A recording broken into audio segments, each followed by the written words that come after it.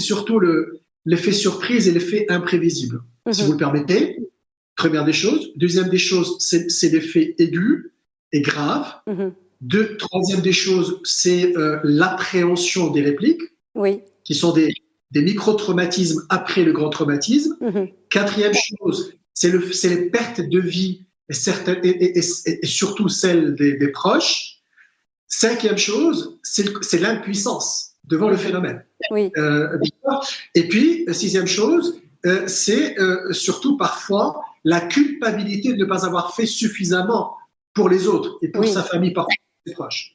Donc, tous ces phénomènes-là mélangés font d'abord ce qu'on appelle l'état de stress aigu, c'est-à-dire que la personne a extrêmement peur. C'est des angoisses terribles sur des échelles si vous voulez, de mesure de l'angoisse. C'est des angoisses extrêmement importantes.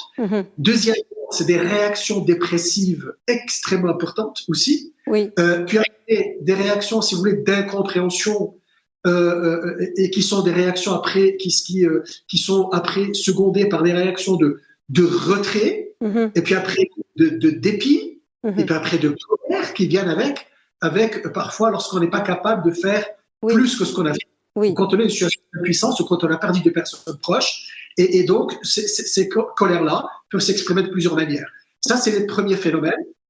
Et l'état de stress aigu, c'est bien sûr, comme j'ai dit tout à l'heure, c'est de l'inquiétude excessive, c'est des peurs, c'est des phénomènes physiques de la peur, c'est des palpitations, c'est des sueurs, c'est des tremblements, c'est des états de stupeur parfois, extrêmement importants. Donc, on peut le voir dans les premières secondes et les premières minutes. Et puis après, il y a d'autres symptômes, comme j'ai dit tout à l'heure, comme la stupeur, comme le retrait, comme la non-acceptation, comme parfois la tristesse importante.